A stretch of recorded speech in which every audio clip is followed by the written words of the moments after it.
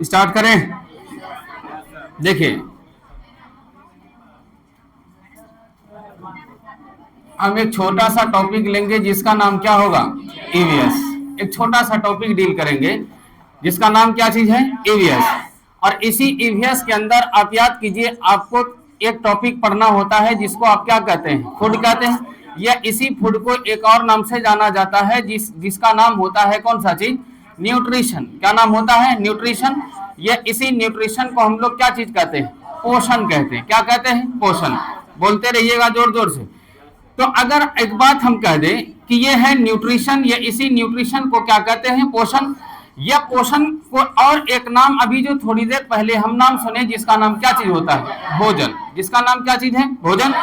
अगर हम आपसे भोजन या न्यूट्रिशन की बात करें, इसके अंदर बस दो ही बात ध्यान में रखना है कि वैसा चीज या वैसा कोई भी पदार्थ, देखिए वैसा पदार्थ, देखिए आवाजें कम हो गई, ठीक है ना। देखिए वैसा पदार्थ जिसे हम खा सकते हैं।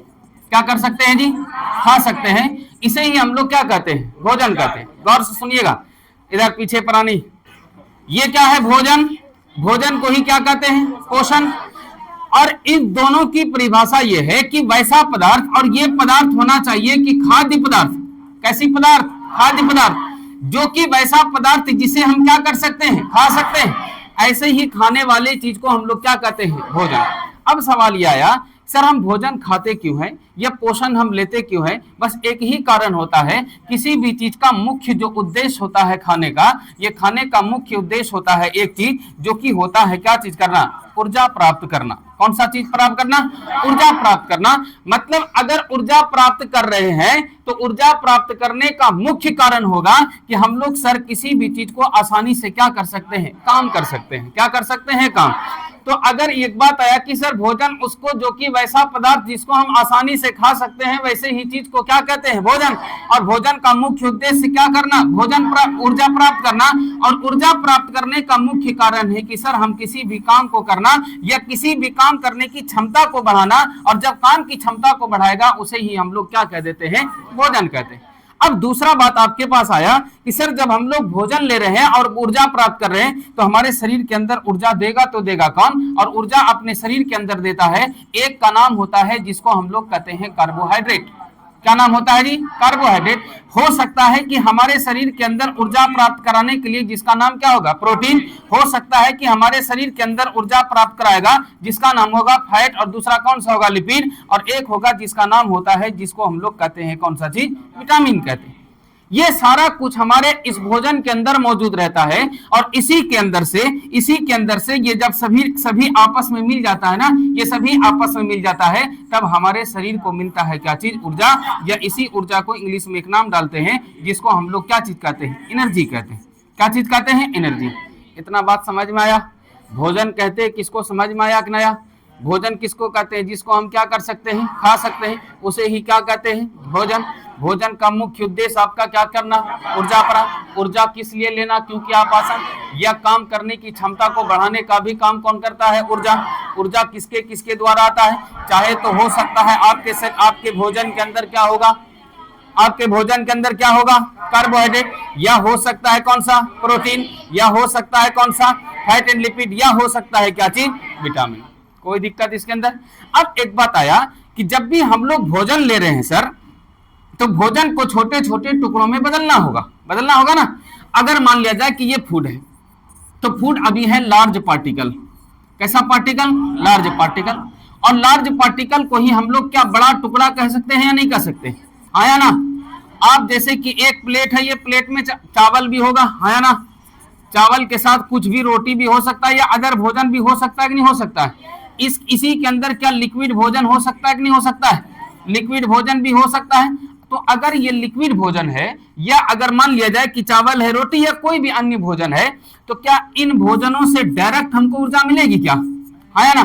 डायरेक्ट ऊर्जा मिल सकती है, या ऐसा हो सकता है कि चावल प्लेट में रखा होगा, डायरेक्ट हाँ ऊर्जा दे दो ऊर्जा दे दो, हो सकता है?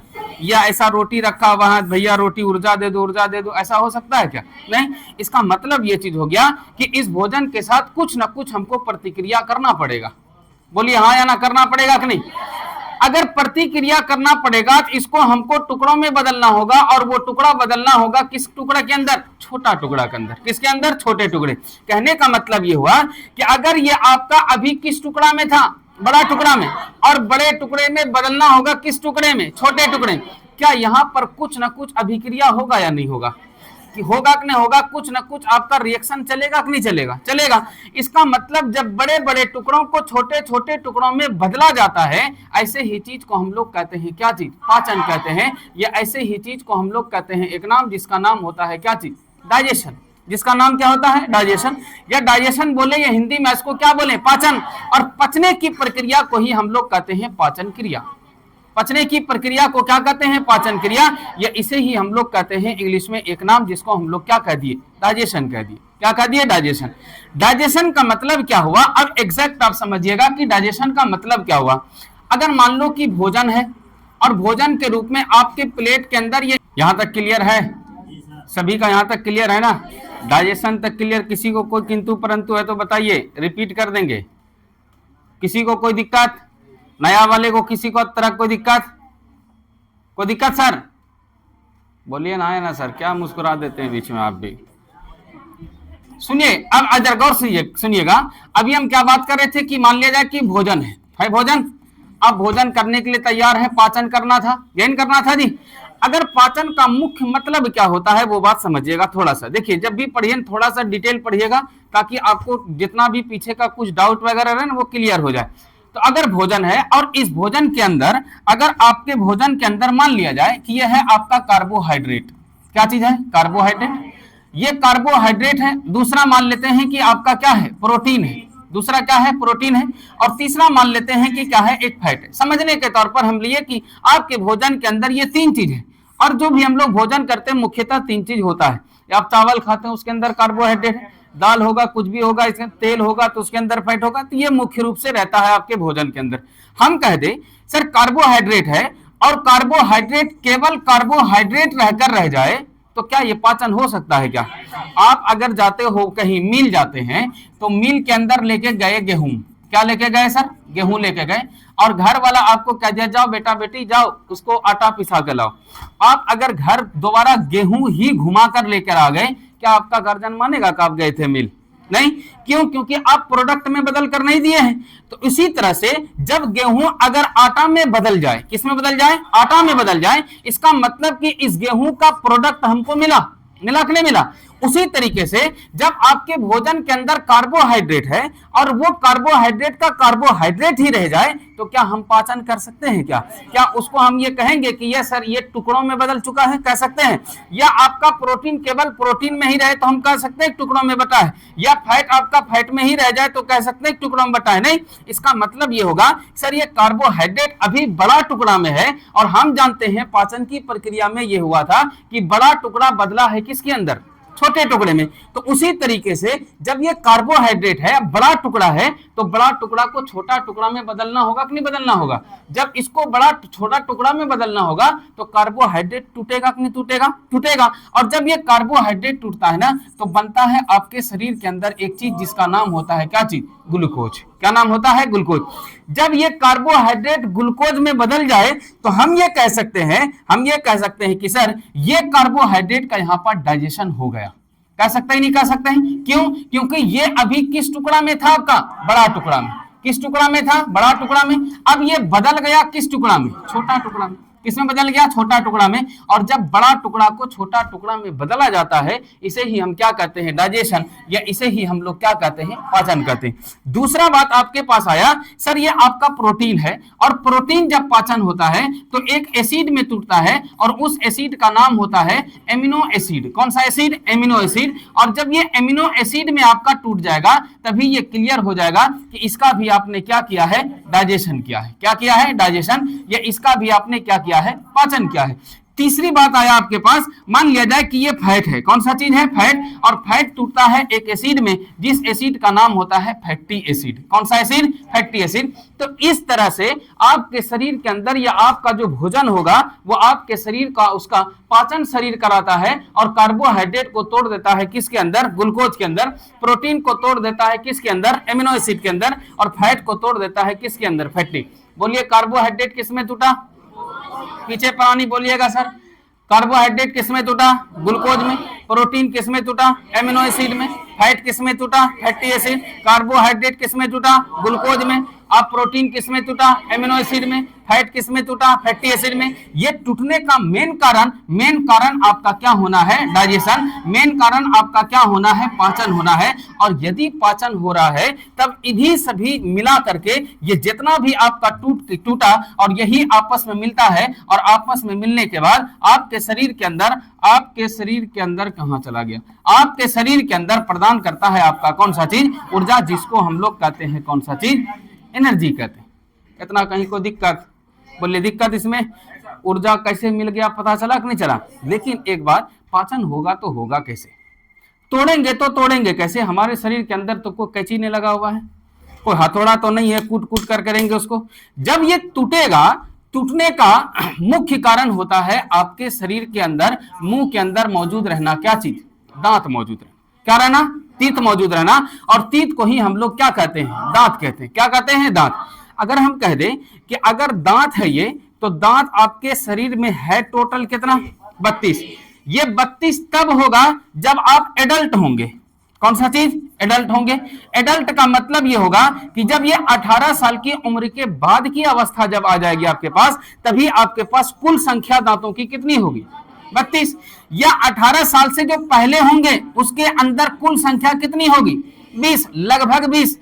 तो 20 होता है 18 साल से पहले की बात, और 32 होता है 18 साल के बाद की बात। तो ये 32 दांत आपस में भोजन को चूर करता है। क्या करता है, चूर करता है, और भोजन को टुकड़ों में बदलता है। भोजन को क्या करता है, टुकड़ों में बदला। लेकिन दांत का काम है केवल इस भोजन को टुकड़ा कर देना। अब इस टुकड़े किए हुए भोजन को, इस भोजन के अंदर ये जो टुकड़ा किया हुआ है, इसके अंदर तरह तरह का एंजाइम्स मिलता है। क्या मिलता है, एंजाइम्स। नाम बोलिए कौन सा चीज, एंजाइम्स। ये आपका जब एंजाइम्स आपस में मिलेगा, किसके साथ, किसके साथ, भोजन के छोटे छोटे टुकड़ों के साथ। ऐसा नहीं कि भैया ये प्लेट है, यहां पर चावल रख दिए हैं, ले एंजाइम मिला दिए, पाचन हो जाएगा। होगा क्या? अगर आपको यही क्लास हम बीच रोड पे लेना चाहें तो क्या जो फील यहां ले रहे हैं वो बीच रोड पे ले सकते हैं? नहीं ना। क्यों? क्योंकि हर किसी चीज का एक माहौल होगा। उसी तरीके से ये एंजाइम हर जगह काम नहीं करेगा। जैसे अगर कोई एंजाइम आपकी आंत में काम करता है तो वो आंत में ही काम कर पाएगा। अगर आपका पेट के अंदर कोई एंजाइम काम करता है तो वो पेट में ही कर पाएगा। आपका कोई एंजाइम मुंह के अंदर काम करता है तो वो कहां कर पाएगा, मुंह के अंदर। ये नहीं कि मुंह वाला एंजाइम को आंत में डाल देंगे, आंत वाला एंजाइम को पेट में डाल देंगे, मुस्कुरा जाएंगे। फिर दिक्कत होगा कि नहीं होगा? दिक्कत ये होगा कि सर भोजन जैसे का तैसे रह जाएगा, इसको कोई टुकड़ों में नहीं बदल सकता है। और जब भी एंजाइम आएगा, और एंजाइम आने के बाद यहां पर वो अपना एक केमिकल रिएक्शन करेगा। कौन सा चीज करेगा? Chemical reaction. और केमिकल रिएक्शन करने के बाद ही भोजन को वो क्या कर सकेगा, पाचन करा पाएगा। तो अब ये समझना है वो एंजाइम होता क्या है। नया शब्द आपके पास आया होगा, एंजाइम। तो एंजाइम होता क्या है, पहले उस बात को समझ लीजिए, तब आपको और पता चल जाएगा क्या है। जैसे कि हम कह दें कि ये आपका एंजाइम समझना है, और एंजाइम को हिंदी में एंजाइम ही कहते हैं। क्या चीज कहते हैं? एंजाइम ही कहते हैं। इंग्लिश में भी क्या कहते हैं? एंजाइम। और हिंदी में भी क्या कहते हैं? एंजाइम। कहीं कहीं पर ऐसा एंजाइम देखने को मिलेगा, कहीं कहीं पर एंजाइम देखने को मिलेगा। इस तरीके से भी लिखा रहेगा, आपको घबराना नहीं, सभी का मतलब क्या है, समान है। अब कैसे होता है एंजाइम, देखिएगा ध्यान से। मान लिया जाए एंजाइम एक प्रकार की, सबसे पहली बात अगर आपको पूछा जाए तो एंजाइम होता है एक रासायनिक पदार्थ। कैसा पदार्थ होता है? रासायनिक पदार्थ, जिसको हम लोग कहते हैं केमिकल सब्सटेंस। कौन सा चीज कहते हैं सर? केमिकल सब्सटेंस कहते हैं। नाम बोलिए कौन सी सब्सटेंस?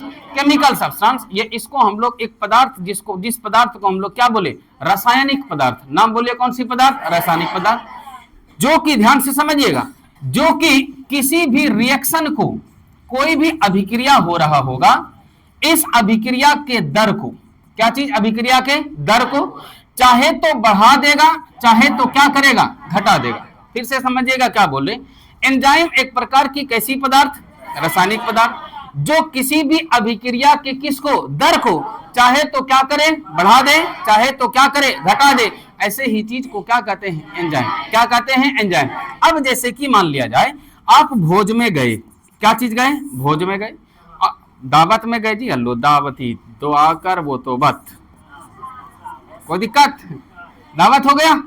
अगर आप दावत में गए हो तो एकदम बढ़िया से पेट भर के चाड़ोगे कि नहीं चाड़ोगे, हाँ ना, पेट भर के फ्री का है, पेट भर के खाएंगे हम लोग, पेट भर के खाएंगे, पेट भर के खा लिए और सुबह सुबह बिजी हो गए, फिर कहाँ गए आप, समझ में आ गया ना, क्यों गए, कारण क्या था कि जितना भी आपके पेट के अंदर भोजन था और इस एंजाइम को पचाना था, ये इस एंजाइम, ये इस भोजन को पचा पाया क्या, क्यों, क्योंकि यहां आपके पेट के अंदर अमाउंट क्या है, भोजन का ज्यादा है, जो कि ये एंजाइम उसको, उस भोजन पर अभिक्रिया जो करना था वो अभिक्रिया नहीं कर पाया और भोजन को छोटे छोटे टुकड़ों में नहीं बदल पाया, जिसके कारण कि आपका भोजन अनपच हो गया। और अनपच हो जाने की वजह से हो सकता है कि उस अनपच भोजन को उल्टी के माध्यम से आप निकाल दो, है ना, उस भोजन को किस माध्यम से निकाल दो, उल्टी के माध्यम से निकाल दो। या हो सकता है कि जो भोजन पचना चाहिए था और जो कि उसको वेस्ट मटेरियल में तब्दील होना था, वो तब्दील ना होकर पतला क्वांटिटी में तब्दील हो गया, यही तो हो सकता है ना। अगर ये क्वांटिटी बदल गया है, इसका मतलब जो काम करना था एंजाइम को वो काम कर पाया क्या, नहीं। तो एंजाइम एक ऐसी रासायनिक पदार्थ जो किसी भी अभिक्रिया के दर को चाहे तो बढ़ाएगा, चाहे तो क्या करेगा, घटाएगा, घटाएगा। ऐसे ही चीज को हम लोग क्या कहते हैं, एंजाइम। अजीत सर आ गए, सर नहीं ना है, तो उसको क्या कहते हैं हम लोग, एंजाइम्स कहते हैं। जैसे उदाहरण देते हैं आपको हम कि आपके माउथ के अंदर, माउथ समझते हैं ना सर, जिसको हम लोग क्या कहते हैं, मुंह कहते हैं, क्या कहते हैं, मुंह कहते हैं। आपके माउथ के अंदर एक एंजाइम पाया जाता है, जिस एंजाइम को हम लोग कहते हैं टाइलिन। क्या कहते हैं जी, टाइलिन। नाम बोलिए कौन सा चीज, ये टाइलिन एंजाइम कहां पाया जाता है, मुंह के अंदर। लार समझते हो, लार, लार, लार, उसी लार में मौजूद रहता है एक एंजाइम जिसका नाम क्या है, टाइलिन। अब ये टाइलिन अभिक्रिया करेगा और ये टाइलिन अभिक्रिया करता है कार्बोहाइड्रेट पर। किस पर करता है, कार्बोहाइड्रेट। अब एक बात गौर कीजिए, आप भोजन ले रहे थे तो उसके अंदर प्रोटीन भी था, उसके अंदर फैट भी था, उसके अंदर कार्बोहाइड्रेट भी था, लेकिन ये टाइलिन केवल किस पर प्रभावी होगा, कार्बोहाइड्रेट पर। किस पर प्रभावी होगा, कार्बोहाइड्रेट। वो प्रोटीन को छेड़ सकता है क्या, नहीं। वो फैट को छेड़ सकता है क्या, वो लिपिड को छेड़ सकता है क्या, वो विटामिन को छेड़ सकता है क्या, नहीं। वो केवल छेड़ेगा तो किसको छेड़ेगा, और अब आपके माउथ के अंदर इस कार्बोहाइड्रेट का टोटल परसेंट में से जो 30% है, कितना परसेंट, 30%, ये 30% का पाचन कर देता है। कहां पाचन हो रहा है, मुंह के अंदर। किसके अंदर, मुंह। जब मुंह के अंदर इस कार्बोहाइड्रेट, केवल कार्बोहाइड्रेट, ना प्रोटीन, ना फैट, ना लिपिड, ना क्या चीज, विटामिन, इन सभी का कहीं पाचन मुंह में होता नहीं है। वो होता है तो केवल और केवल किसका, कार्बोहाइड्रेट। अब वो भी पूरा का पूरा कार्बोहाइड्रेट नहीं, ये कार्बोहाइड्रेट केवल कितना परसेंट।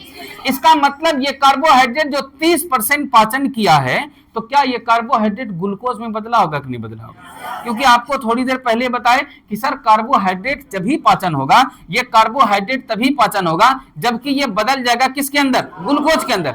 जब ग्लूकोज के अंदर हुआ तो कहने का मतलब यह है कि इस माउथ में इस कार्बोहाइड्रेट का ग्लूकोज में बदलना केवल कितना परसेंट, 30%। और ये 30% पाचन करता है आपके मुंह के अंदर कार्बोहाइड्रेट का कौन सा एंजाइम, टाइलिन।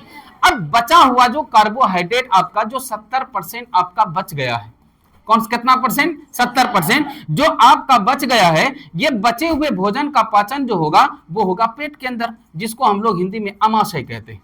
कौन सा चीज कहते हैं, अमाशय, या इसी को इंग्लिश में हम लोग स्टोमक कहते हैं। कौन सा चीज कहते हैं, स्टोमक। चाहे तो आप स्टोमक कह दो, चाहे तो आप अमाशय कह दो, या तो इसको क्या कह दो, पेट कह दो, बात बराबर है कि नहीं है। और ये जितना भी आपका बचा हुआ भाग है 70% का, यही पाचन कार्बोहाइड्रेट कहाँ होगा, अमाशय में। और इस पेट के अंदर केवल और केवल कार्बोहाइड्रेट ही नहीं पचेगा, आपके पेट के अंदर एक एंजाइम होता है जिसका नाम होता है पेप्सिन। क्या नाम होता है, पेप्सिन। ये पेप्सिन पाचन करता है प्रोटीन का। किसका पाचन करता है? प्रोटीन का।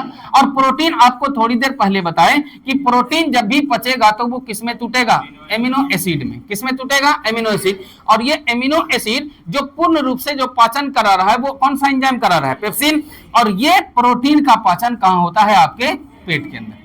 कहां होता है? पेट के अंदर। उसी तरीके से आपके आंत के अंदर भी एंजाइम होता है जिसका नाम होता है सक्कस इंटेरिकस। क्या नाम होता है? सक्कस इंटेरिकस। ये भी पाचन कराने में मदद करता है, जो कि पूर्ण रूप से जो आपकी जो पाचन होती है वो पाचन होता है आपका आपके शरीर के अंदर एक अंग होता है जिसका नाम होता है कौन सा चीज? छोटी आंत। कौन सा नाम होता है? छोटी आंत। तो अगर आपसे पूछ लिया जाए कि आपके शरीर के अंदर कंप्लीट रूप से पूर्ण रूप से भोजन का पाचन कहां होगा, तो आप बताएंगे वो कहां होगा? छोटी आंत में। कहां होगा? छोटी आंत में। लेकिन भोजन के पचने की शुरुआत कहां से हुई थी? मुंह से। कहां से हुई थी? मुंह से। भोजन का पचने की शुरुआत कहां से? मुंह से। लेकिन बैठने दीजिए उसको। नया हो पुराना हो उससे क्या फर्क पड़ता है? हाँ सर, आदमी से लार मच्छर में, हम लोग मच्छर हैं। मच्छर देखिए, पूछ लिए हैं तो सुन लीजिए। ये जैसे मच्छर है ना, ये मच्छर है, ठीक। मच्छर को इंग्लिश में मॉस्किटो कहते हैं। ये जो मॉस्किटो है, इस मॉस्किटो का नाम है एनोफिलीज मॉस्किटो। एनोफिलीज मच्छर भी कह सकते हैं आप, कोई दिक्कत? तो ये जो एनोफिलीज मच्छर है, ये एनोफिलीज मच्छर का लार होता है। क्या चीज होता है? लार। और इसी लार के अंदर आपका मौजूद रहता है प्लाज्मोडियम। क्या मौजूद रहता है? प्लाज्मोडियम। और ये प्लाज्मोडियम जब आपके शरीर के अंदर प्रवेश कराता है तो इसी प्लाज्मोडियम के द्वारा एक विषैला पदार्थ बनता है। क्या बनता है? विषैला पदार्थ। और इस विषैला पदार्थ को हम लोग कहते हैं हेमोजोइन। क्या नाम कहते हैं जी? हेमोजोइन। नाम बोलिए कौन सा? हेमोजोइन। ये हेमोजोइन जैसे ही आपके शरीर के अंदर निर्माण हो जाएगा ना, तब आपको एक रोग होगा जिसका नाम होगा मलेरिया। क्या नाम होगा? मलेरिया। तो वो लार मच्छर का है, हम लोग मच्छर नहीं है। छू छा के देख लीजिए, देख लिए काश। और दूसरी बात, ये जो एनोफिलीज मच्छर है ये फीमेल होना चाहिए। मेल बड़ा ही एकदम शुद्धा रहता है, वो खून नहीं चूसता है। फीमेल एनोफिलीज होना चाहिए। फीमेल कोई भी मच्छर, कोई जैसे कि डेंगू रोग है और भी कोई मच्छर के कारण जो यहाँ पर होने वाला रोग है, वो होना चाहिए मच्छर कैसा? मेल या फीमेल? मेल। फीमेल। मेल बड़ा शुद्धा होता है ना। जैसे कि हम लोग बैठे हैं, मच्छर बैठ जाए और एकदम चुपचाप से मुस्कुरा रहा हो, देख लेना वो काटने वाला नहीं है, तो समझ लेना बेचारा मेल होगा। और जहां जरा सा चुट्टी काटा, समझ लीजिएगा वो क्या होगा? तो फीमेल, हाँ महिला वही हुआ। तो ये फीमेल एनोफिलीज मॉस्किटो के कारण होने वाला एक रोग जिसका नाम क्या है? मलेरिया। और आपको पहले भी हम पढ़ाए थे कि मलेरिया का कुछ न कुछ लक्षण होता है। क्या चीज होता है? लक्षण। जैसे होता है बार बार बुखार आना, अब बुखार के साथ कंपन होना, चिल फीवर जिसको इंग्लिश में कहते हैं, चिल फीवर। कंपन होगा, फिर बुखार आएगा, 1-2 दिन रहेगा, फिर मुस्कुरा चला जाएगा, फिर 2-3 दिन रेस्ट मारेगा, फिर आएगा। तो वो लक्षण होता है किसका? मलेरिया। वो बात की टॉपिक है। तो मलेरिया जब आएगा, मलेरिया तो पढ़ेंगे। इतना हमको दिक्कत है तो बताइए, इसमें कहीं कोई दिक्कत? तो भोजन का पचने की शुरुआत आपको कहां से हुई? आइए सर, आइए देखिए किधर है। यहाँ है 50 ग्राम जगह, इधर है। सुनिए, इधर जो माउथ है, पचने की शुरुआत कहां से हुई थी? मुंह से। और अंत में जो पाचन हुआ वो कहां हुआ? छोटी आंत। क्या इसके अंदर तरह तरह का एंजाइम्स आया कि नहीं आया? और एंजाइम का काम है किसी भी अभिक्रिया के दर को चाहे तो बढ़ा देना, चाहे तो क्या कर देना? घटा देना। ये काम होता है किसका? एंजाइम्स का। किसका काम होता है? एंजाइम्स। यहां तक में कहीं कोई दिक्कत है? अब एक बात समझिएगा, आपके शरीर को और एक बहुत बड़े चीज की आवश्यकता होती है जिसको हम लोग कहते हैं प्रोटीन। क्या चीज कहते हैं? प्रोटीन। ये प्रोटीन होता है बिल्डिंग ब्लॉक। क्या होता है? Building block. अब एक बात समझिए, ये बिल्डिंग ब्लॉक ऑफ बॉडी कहलाता है। ये बिल्डिंग ब्लॉक ऑफ बॉडी का मतलब क्या हुआ कि शरीर का निर्माता कहलाता है। क्या कहलाता है? शरीर का निर्माता। बॉडी बिल्डर देखे हैं आप? बॉडी बिल्डर देखे हैं? बॉडी बिल्डर का मतलब ये चीज हो गया, बिल्डर। बॉडी बिल्डर का मतलब ये जो जिम वगैरह जाता है, देखिएगा एक डब्बा रखता होगा, लगता है ना, उस डब्बे के अंदर क्या रहता है? प्रोटीन। तो प्रोटीन की आवश्यकता आपके शरीर को बनाने में होता है, आपके शरीर को निर्माण करने में होता है। क्यों? थोड़ा सा डिटेल करें हम। जैसे कि मांसपेशी है, कौन सा चीज है? मांसपेशी। अब एक बात देखिएगा, जो आपकी मांसपेशी है, इस मांसपेशी के अंदर प्रोटीन है, इसके अंदर मांसपेशी के अंदर प्रोटीन है, जैसे एक का नाम है एक्टिन और दूसरे का नाम क्या है, मायोसिन। ये आपकी प्रोटीन है, ध्यान से समझिएगा। जैसे कभी कभी ऐसे करते हैं तो यहाँ गुल्ला बनता होगा, तो वो एक्टिन और दूसरा कौन सा होता है, मायोसिन। एक्टिन और मायोसिन क्या होता है कि ये प्रोटीन अगर इसको लार्ज अमाउंट में मिल जाए, बहुत अधिक मात्रा में जब इसको प्रोटीन मिल जाता है, तो ये अपने आप में कहीं ना कहीं एक सॉलिड रूप ले लेता है। क्या ले लेता है, सॉलिड रूप। और वो देने वाला आपका कौन होता है, प्रोटीन। तो प्रोटीन बॉडी बिल्डर को बनाता है, जहां पर कि ये प्रोटीन को हम लोग इंग्लिश में कहते हैं बिल्डिंग ब्लॉक ऑफ बॉडी, या इसी को कहते हैं शरीर का निर्माता। क्या चीज कहते हैं इसको हम लोग, शरीर का निर्माता। तो अगर आपको कह दिया जाए कि अगर आपके शरीर के अंदर आवश्यक बहुत ज्यादा मैंडेटरी चीज है, जो बहुत ज्यादा आवश्यकता है, वो आपका कौन सा चीज है, प्रोटीन है। जो कि प्रोटीन आपके शरीर को निर्माण करने में क्या करता है, मदद करता है। अब ये प्रोटीन कहां से ले सकते हैं सर, सबसे बेस्ट ऑप्शन है आपका दाल।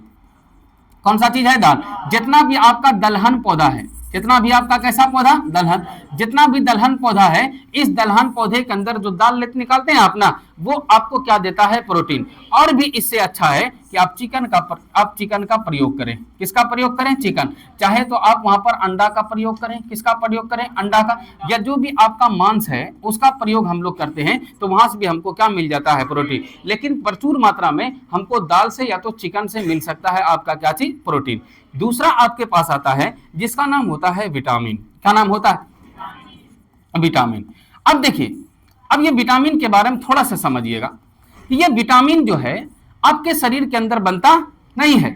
जिस तरह से आपके शरीर के अंदर ना कार्बोहाइड्रेट बन रहा था, ना प्रोटीन बन रहा था, और ना क्या बन रहा था, फैट बन रहा था, ये सभी भोजन के माध्यम से ले रहे थे ना, उसी तरीके से विटामिन भी आपके शरीर के अंदर बनता नहीं है। और ये भी विटामिन को लेने के लिए आपको निर्भर होना पड़ेगा किस पर, भोजन पर। किस पर निर्भर करना पड़ेगा, भोजन। जब हम लोग भोजन पर निर्भर करते हैं तो ये विटामिन हमको प्राप्त होता है। और विटामिन बहुत अधिक मात्रा में नहीं चाहिए अपने शरीर को, बहुत कम मात्रा में चाहिए। तो इसको हम लोग कहते हैं अल्प मात्रा। कौन सी, कैसी मात्रा, अल्प मात्रा। और अल्प का मतलब होता है बहुत कम की मात्रा में। कैसी मात्रा में, बहुत कम की मात्रा में। तो ऐसे मात्रा को क्या कहते हैं, अल्प मात्रा कहते हैं। नाम बोलिए कौन सी मात्रा।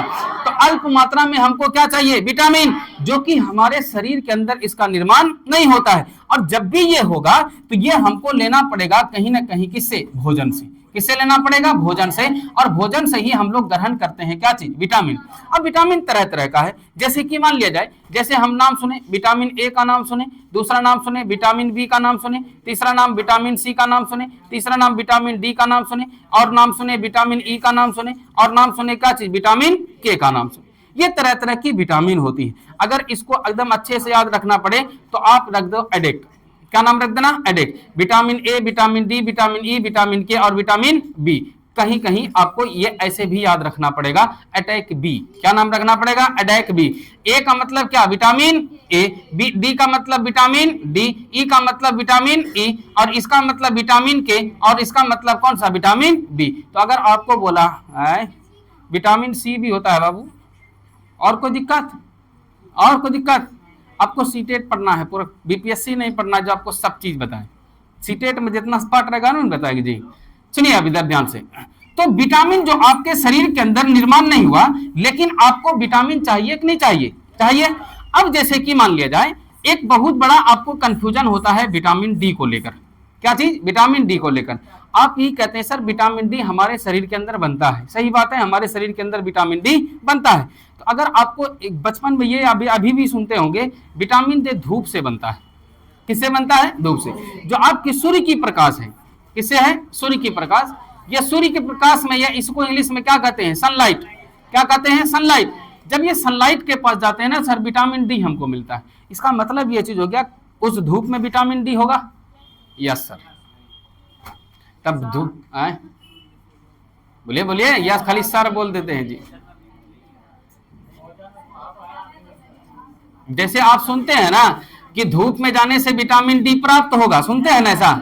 इसका मतलब क्या, वो विटामिन डी धूप में होगा। विटामिन डी कभी धूप में हो सकता है। अगर कहो कोई कहता है कि हाँ सर ने हम मानवे करेंगे विटामिन डी धूप में होता है, हम गलत पढ़ा रहे, मान लेते हैं समझने के लिए। तो आपको पता है ये जो सूर्य की प्रकाश है ये निर्जीव चीज है, हाँ या ना, निर्जीव है या नहीं है। अब देखिए विटामिन डी आपके शरीर के अंदर बनता है, लेकिन काम कराने में मदद कौन करता है? और ये भी सूर्य के प्रकाश, ऐसी प्रकाश नहीं कि 12 बजे वाला धूप लेंगे और सोचेंगे विटामिन डी बन जाए, ऐसा भी होने वाला नहीं है। वो होना चाहिए सुबह 10 बजे से पहले का धूप, जिसका कि रेडिएशन बहुत कम होता है, जिसका कि ताप बहुत कम होता है, वही आपको सूर्य की प्रकाश चाहिए जो आपके शरीर के अंदर किसका निर्माण कर सके? Vitamin D. ये नहीं कि 12 बजे धूप में जा रहे हैं बदन काला करने के लिए विटामिन डी हमको मिल रहा है, भैया ऐसा होने वाला नहीं है। अगर सुबह 10 बज रहा है, 10 बजे से पहले आप आइए और विटामिन डी बनवा के जाइए, एक नहीं लेके जाइए, क्योंकि धूप में या सूर्य की प्रकाश में विटामिन डी पाया नहीं जाता है। अगर हम कह दें ये विटामिन डी सूर्य की प्रकाश में होता तो ऐसे मिल जाता, भोजन की क्या आवश्यकता थी? वो ऐसे ही मिल जाता ना जी, क्योंकि धूप में अगर विटामिन डी पाया जाता तो धूप में चले जाते, मुस्कुरा के विटामिन डी शरीर में पैक करा के ले आते, भोजन की कोई आवश्यकता थी क्या? नहीं। इसका मतलब विटामिन डी आपके शरीर के अंदर बनता है, लेकिन इसको बनाने के लिए जब तक सूर्य की प्रकाश की आवश्यकता नहीं होगी तब तक आपके शरीर के अंदर विटामिन का निर्माण नहीं होगा। वो केवल एक विटामिन जिसका नाम क्या है? विटामिन डी, जिसका नाम क्या है? Vitamin D. जैसे मान लिया जाए आप नींबू खाते हैं तो उसके अंदर खट्टापन रहता है कि नहीं रहता है? तो उसके अंदर कुछ ना कुछ एसिडिक पार्ट रहता है। तो इससे बात का हमको पता चल जाता है कि फलाने चीज के अंदर कुछ ना कुछ एसिड है, चाहे तो बेस है। जैसे आप साबुन का छाग देखते हैं, साबुन जब लगाते हैं तो छाग बनता है कि नहीं बनता है? इसका मतलब उससे यह पता चलता है कि सर इसके अंदर बेस है, ऐसे कुछ पता चला। लेकिन इस सूर्य की प्रकाश के अंदर ऐसा कुछ है ही नहीं। इसके अंदर बिना केवल और केवल अगर इसके अंदर कोई चीज है तो वो आपका क्या है? रेडिएशन है। क्या है आपका? रेडिएशन। क्यों? क्योंकि आपको यह पता है कि सूरज बहुत दूर रहता है। सूरज क्या रहता है? बहुत दूर रहता है, और इसके अंदर तरह तरह का रेडिएशन रहता है। और ये जो आपके रेडिएशन है, जैसे अल्ट्रावायलेट रे है, जैसे आपका अल्ट्रावायलेट रे है, और भी बहुत सारा तरह का रे इसके अंदर मौजूद रहता है। अगर ये रे आपके शरीर पर पड़ जाता है तो आपको हो सकता है कि एक बीमारी हो जिसका नाम क्या होता है? कैंसर। क्या नाम होता है? कैंसर। या हो सकता है आपको स्किन कैंसर हो जाए। देखिए एक रोग है अल्ट्रावायलेट बी के कारण। किसके कारण? Ultraviolet B. ये यूवी जो लिखे ना, इसका नाम होता है अल्ट्रावायलेट। अल्ट्रावायलेट बी, इसको हम लोग शॉर्ट फॉर्म में यूवी बी लिखते हैं। क्या लिखते हैं? UV B. ये अल्ट्रावायलेट जो बी है, ये अल्ट्रावायलेट बी के कारण अक्षुंधर देखिए ऐसे ऐसे आंखा करता है, जैसे बात कर रहे हो ऐसे ऐसे करते रहता है ना, चौनवा समझते हो जी? चौनवा समझते हैं ना? तो वो क्या, वो जो है उसको हम लोग कहते हैं स्नो ब्लाइंडनेस। कौन सा चीज कहते हैं? Slow blindness. ये एक रोग होता है जो कि आपका इस यूवी बी के कारण होता है। किसके कारण? UV B. और इसको रोकने के लिए आपके पास परत है जिसको हम लोग ओजोन परत कहते हैं। कौन सा परत? ओजोन परत। और ओजोन परत को जो नापता है उसको हम लोग डोब्जोन कहते हैं। कौन सा चीज? डोब्जोन कहते हैं। और इसकी इकाई का नाम होता है डोब्जोन इकाई। कौन सा चीज इकाई होता है? डोब्जोन इकाई। इतना कहीं को दिक्कत है सर? किसी तरह का कोई क्वेश्चन? जितना पढ़े को दिक्कत? तो आज के लिए इतना रहते हैं।